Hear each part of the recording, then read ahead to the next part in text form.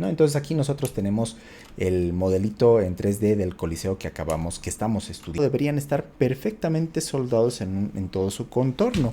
Y no es eso lo que se ve en el registro fotográfico y en los videos.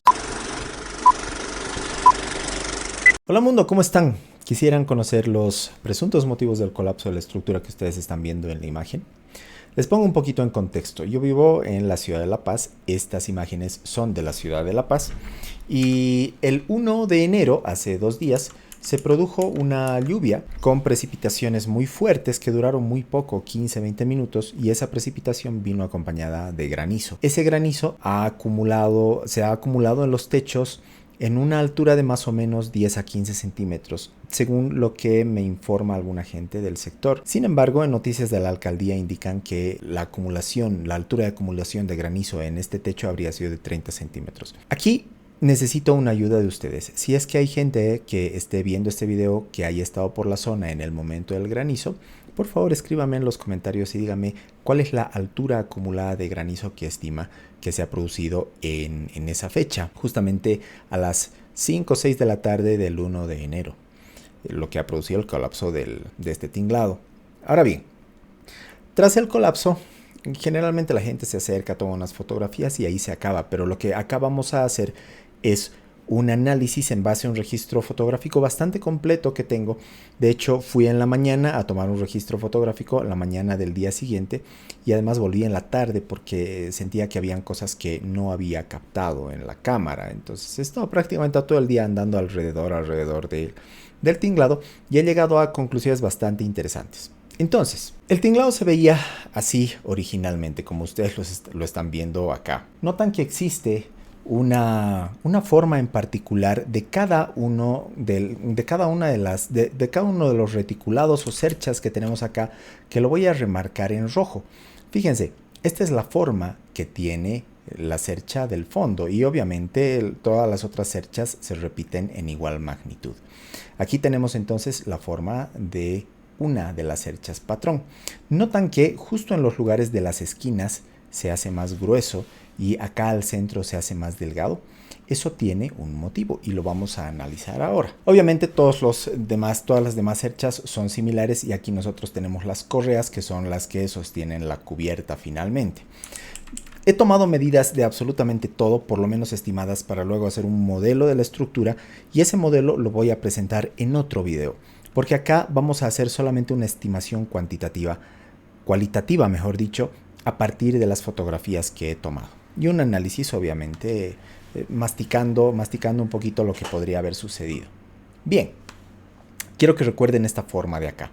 De hecho, la forma que acabo de dibujar de esta estructurita se parece mucho a lo que acabo de modelar acá. Esto es lo que se llama un pórtico rígido a 2 aguas en español, en inglés Gable Rigid Frame, ¿sí? Es un pórtico a 2 aguas.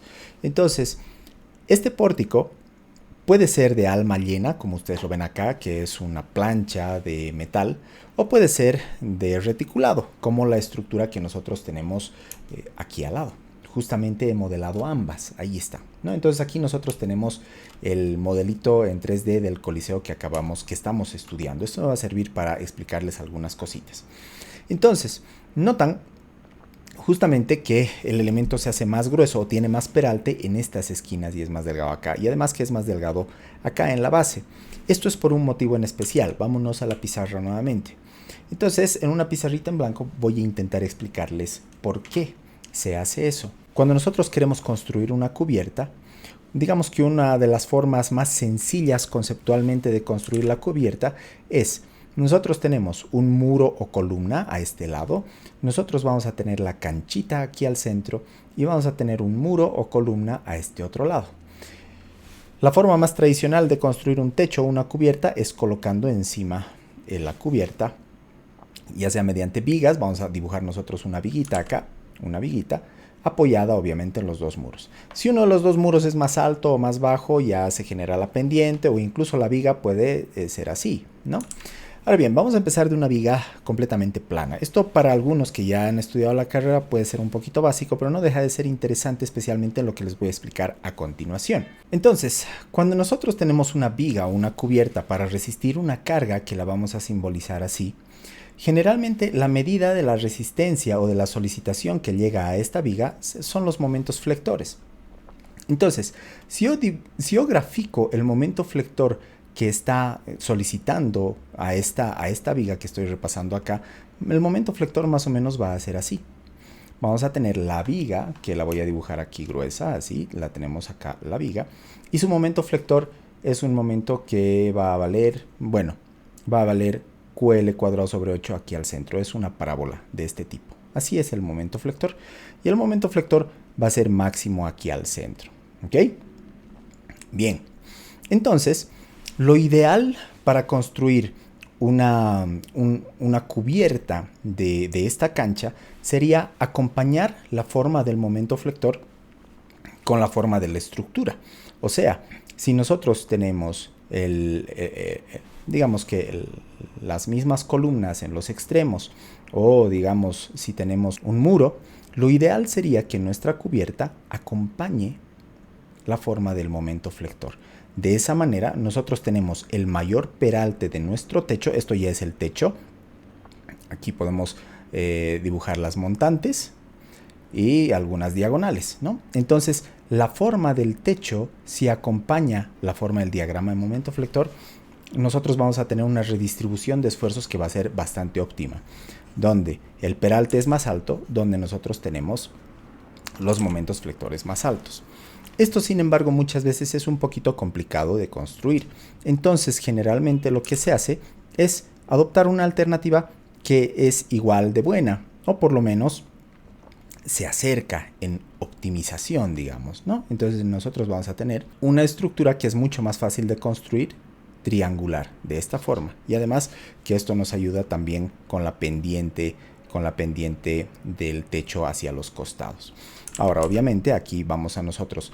Podríamos armar este techo de alma llena para que todo esto esté, digamos, con una plancha llena, o podemos armar un reticulado, una cerchita, donde aquí tenemos las montantes y las diagonales, ¿no? Más o menos esta sería una solución para acompañar o para absorber las solicitaciones de este momento flector. Ahora bien, hay otra alternativa que es incluso mejor. ¿Qué puedo hacer yo para disminuir estos momentos flectores? Lo que yo puedo hacer es conectar rígidamente en los extremos de la viga con la columna esta unión. Entonces, en el momento en el que yo la conecto, la empotro, digamos, la hago una unión rígida, lo que yo voy a tener es un pórtico en arco, ¿no? Entonces tengo el pórtico más o menos de esta forma. Cuando yo tengo un pórtico de esta manera y las secciones tanto de columnas como de viga son similares, yo le pongo esta misma carga, las solicitaciones en el pórtico se comportan de una manera muy diferente a las de la viga. Si nosotros dibujamos las solicitaciones, entonces vamos a dibujarlas aquí. Yo voy a dibujar el pórtico en esta línea negra gruesa y luego vamos a dibujar las solicitaciones. ¿Cómo vienen las solicitaciones para este pórtico? Vamos a imaginar que este pórtico está apoyado con articulación fija aquí y apoyo fijo a este otro lado también. Los diagramas de momento van a ser algo así. Vamos a tener un diagrama que va a ser triangular en este sector. A este otro lado también vamos a tener un diagrama. Y luego, producto de la carga distribuida que nosotros vamos a tener acá arriba, vamos a tener un diagrama de momento flector que va a ser algo así. He intentado dibujar esto con las escalas apropiadas, digamos. Fíjense, un momento que es así de fuerte, en realidad, si nosotros uniéramos el momento flector con líneas punteadas acá, este momento de acá tendría la misma altura que que la distancia desde acá hasta aquí abajo. Ahora, debido a que justamente nosotros estamos uniendo viga y columna con una unión rígida acá, todos los momentos se están redistribuyendo tanto en la columna como en el elemento de viga. Entonces nosotros podríamos construir una estructura que acompañe el diagrama de momento flector, ya sea con una estructura de alma llena o con una estructura reticulada. ¿Cuál es entonces esa estructura, la más apropiada, que acompañe un poco la forma de este diagrama de momento flector? Pues es justamente esta, ¿no?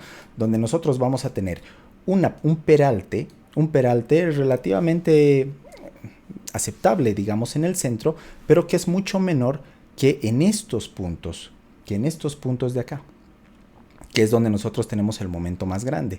Y luego, a medida que nosotros bajamos en la columna hasta este punto, nosotros vamos reduciendo nuevamente el peralte de nuestra cercha. ¿Por qué? Porque acá nosotros vamos disminuyendo también el momento flector de nuestra estructura. Es exactamente lo mismo que sucede acá. Entonces, momento pequeño, aquí, momento pequeño, peralte pequeño. Momento grande, peralte grande.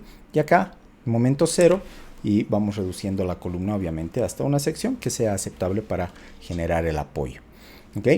Entonces, ya entendemos, por un lado, por qué la estructura tiene esta forma, y por otro lado, ya vamos entendiendo dónde se generan los esfuerzos más grandes. Tenemos los primeros esfuerzos más grandes que se generan en este punto, y el segundo esfuerzo más grande, digamos, va a ser en este tramito de acá, que probablemente sea un poquito más solicitado, o sea, probablemente baje un poco más.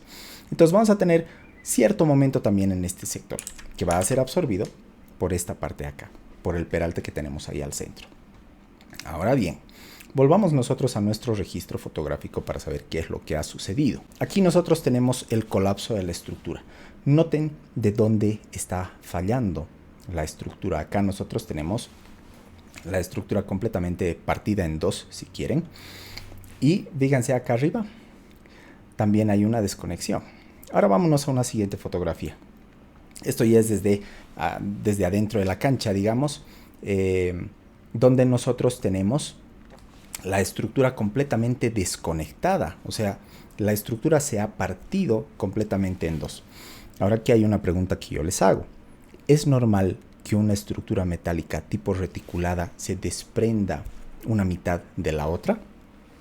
Y la respuesta es que no. ¿Por qué no?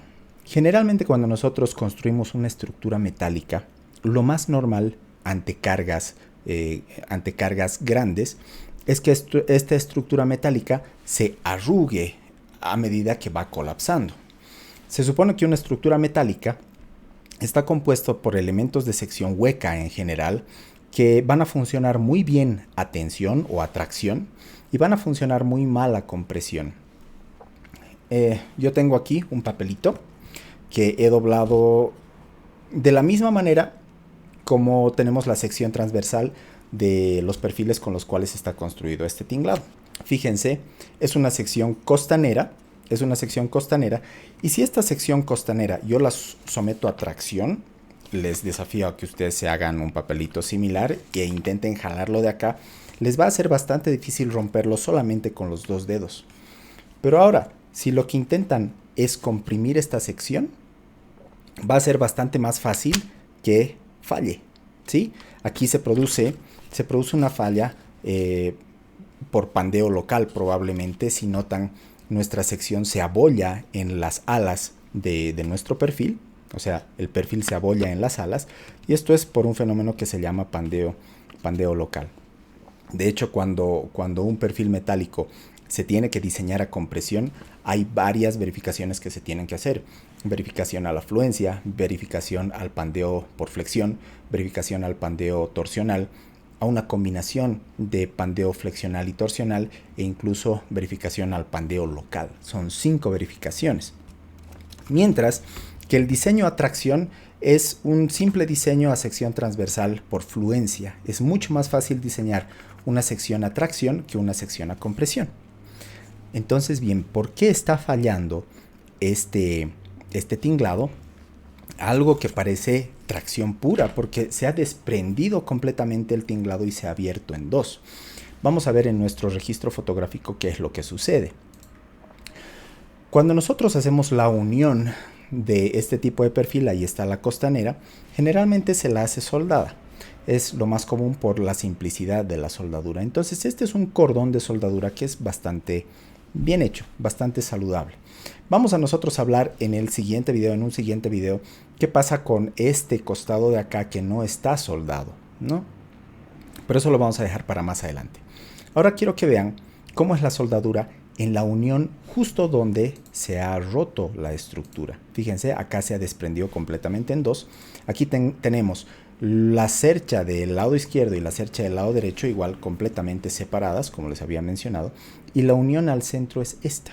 Noten la calidad de la soldadura acá al centro. Ustedes pueden ver que obviamente esto tiene una calidad muy inferior a la calidad de la soldadura del resto de la cercha. Aquí pueden ver incluso soldadura del anterior que les he mostrado, del anterior tipo, esta de acá. Mientras que justo en la unión nosotros tenemos un tipo de punteado que se ha hecho con la soldadura. Acá ustedes pueden ver que incluso hay un refuerzo con acero de construcción. Vamos a ir a la siguiente imagen, ahí está. Debido a que en la costura, justo en el centro de la cercha, no se ha podido unir bien con soldadura, han intentado incluso reforzar con estos elementitos de acero de construcción. Y pueden notar incluso acá arriba que nosotros tenemos un tipo de soldadura muy pobre, que ya sea porque el perfil estaba muy alejado, o sea, un perfil de otro estaba muy alejado y no podían rellenar el hueco del centro, o probablemente porque han utilizado un voltaje muy inferior al que deberían, o simplemente por la falta de experiencia del soldador, no se ha generado una buena soldadura acá al centro. Acá sucede lo mismo. Esta fotografía que ustedes están viendo acá corresponde a este sector. Vamos a marcar. Fíjense, este sector de acá corresponde a esta parte, ¿sí? Y luego tenemos esta siguiente fotografía. Esta conexión de acá es justamente este sector. Es el cordón inferior de nuestra cercha. Es el cordón inferior de nuestra cercha. Es esta parte de acá. Si nos acercamos, es justo este sectorcito de aquí. Ahora, ante carga, este cordón inferior está traccionado. Al estar traccionado ese cordón y al ser uno de los puntos críticos de tracción en toda la cercha, este perfil debería tener soldadura en absolutamente todo el contorno en conexión entre elementos. O sea, el perfil que viene de este lado con el perfil que viene de este lado deberían estar perfectamente soldados en todo su contorno. Y no es eso lo que se ve en el registro fotográfico y en los videos. Acá nosotros tenemos simplemente un punteado de la soldadura para este perfil. Todo el resto del perfil está sano. De hecho, ni siquiera tenía soldadura. En el lugar donde nosotros tenemos la tracción más fuerte, que es acá abajo, la tracción más fuerte en el centro del tramo, nosotros estamos aquí y la soldadura es muy pobre en el cordón inferior. El cordón superior debería haberse arrugado por completo. ¿Por qué? Porque acá, en el diagrama de momento flector que nosotros hemos dibujado, vámonos aquí. Cuando nosotros sometemos nuestra estructura a carga, se genera este momento flector y este momento flector nos indica que todo el cordón inferior va a tener tracción y todo el cordón superior va a tener compresión. Entonces, en una estructura bien hecha, nuestro cordón inferior debería estar bien soldado y ante cargas ya excesivas, lo que debería suceder es que toda esta parte de acá arriba se empieza a arrugar, se empieza a contraer y sucede lo mismo que sucede con este perfil. Se empieza a doblar más o menos de esta forma, ¿no? Se empieza a doblar y obviamente toda la estructura colapsa. Este tipo de pandeo que yo estoy mostrando acá no existe en nuestra estructura. ¿Por qué? Porque el cordón inferior ha fallado mucho antes. O sea, acá abajo se ha roto la estructura mucho antes y esto no ha tenido tiempo de contraerse, no ha tenido tiempo de arrugarse o de pandearse si quieren. Y es por eso que en las imágenes notan, no hay y esto de cerca se lo ve mucho mejor, no existe un pandeo local en la estructura, ni siquiera un pandeo general. Ahora bien, sigamos estudiando un poquito más la estructura. Nos habíamos quedado aquí. El cordón inferior solamente tiene un punteado de estructura. A lo que he llegado en conclusión es a que al hacer una inspección en obra me he dado cuenta de que existían dos tipos de soldadura. Una soldadura muy bien hecha en todos los puntos de unión que ustedes están viendo acá. Todos estos puntos que estoy marcando en rojo tenían una soldadura muy buena del tipo que les he mostrado aquí. Y luego Y luego en las uniones entre estos elementos, que los he separado ya, porque voy entendiendo de que todos estos 4 elementos para cada cercha se han fabricado en taller, posicionando bien los perfiles, soldándolos de manera adecuada y rellenando bien las uniones con soldadura. Pero ya han transportado todos estos tramos de cercha a obra, y en obra han montado la cercha uniendo obviamente estas piezas en lo que yo estoy marcando, ¿no? O sea, unen estas piezas de esta manera, aquí hacen soldadura y soldadura con estas 2 piezas del frente, y obviamente todo esto se tiene que soldar en obra, en posiciones mucho más incómodas, en altura o tal vez en el piso, pero no con el cuidado que se tiene al soldar en taller. Es más, probablemente sea otra gente la que ha soldado esto en obra. Y obviamente la soldadura que nosotros tenemos en la unión de estos elementos acá y acá es mucho más pobre, y eso es lo que vamos a ver nosotros en las siguientes fotografías. Fíjense de dónde han fallado todos los perfiles. Han fallado del mismo lugar. ¿De dónde han fallado? Han fallado de este sector, justo de aquí, justo de acá. Ahora bien, ¿recuerdan ustedes cuál es el sector más solicitado de la estructura a partir del análisis que nosotros hemos hecho? Estábamos aquí. Miren dónde nosotros tenemos la tracción más fuerte. Es en estos sectores. Ahora, cuando nosotros generamos o cuando nosotros construimos una cercha o un pórtico, digamos, rígido a 2 aguas, así, acá nosotros vamos a tener el elemento más peraltado justo donde tenemos la solicitación más grande, y bueno, esto ya se hace más reducido aquí, y otra vez tenemos más peralte, y esto se reduce de esta manera. Cuando este elemento es reticulado, cuando nosotros tenemos elementos reticulados acá, así, cuando nosotros tenemos ya sea costaneras o el perfil que ustedes vayan a utilizar, sucede que producto de este análisis de acá, nosotros tenemos el elemento de tracción más traccionado aquí, tracción. Y el elemento más comprimido está en este sector. Aquí tenemos compresión. Ahora, como las uniones se han hecho de manera tan pobre justo en el sector traccionado y el sector más traccionado, acá, obviamente este es el sector que primero se ha desprendido y no le ha dado mucho tiempo al resto de la estructura a arrugarse, digamos, en este sector, sino que debido a que esto estaba muy mal soldado, el desprendimiento de los perfiles ha sido muy rápido. Es más, si nosotros, y esto es al otro lado de la cancha, donde ha pasado exactamente lo mismo. Y si nosotros nos acercamos en fotografía, ustedes notan que este perfil está completamente sano. Eso quiere decir que este perfil lo han unido acá, o sea, esto debería venir soldado aquí, y ha sido soldado solamente en algunos puntos, cuando en realidad debería haber sido soldado en todo su contorno. Y quiero que se entienda que justamente todos estos puntos que se han desprendido a lo largo de todas las cerchas son los puntos de soldadura en obra, en el montaje. Son estos puntitos de acá que han sido mal soldados. Obviamente en este sector la estructura no va a fallar porque está comprimida, los elementos están dándose uno contra otro, pero acá, aquí, esto que son los sectores traccionados de la estructura, son los primeros que han reventado, son parte de la soldadura del montaje. ¿Se entiende? Al otro lado pasa exactamente lo mismo. Estos puntitos de acá corresponden a este y este punto de acá, parte de la soldadura del montaje en obra. Producto de todo este análisis, sin ni siquiera hacer un cálculo estructural, nosotros podemos darnos cuenta de que la estructura tiene esos puntos débiles. Entonces, si tenemos todos esos puntos débiles más allá del cálculo estructural que también vamos a hacer, está claro que la estructura bajo este análisis fotográfico va a soportar mucha menos carga de la que podría soportar si las uniones hubieran estado mejor hechas, ¿no?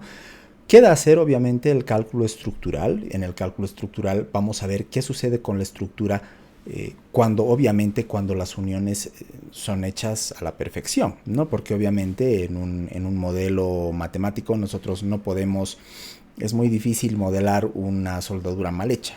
Generalmente se asume que las uniones son perfectas y vamos a ver cuánta carga puede soportar nuestra estructura cuando obviamente las uniones son bien hechas, y eso nos va a dar para otro par de videos probablemente.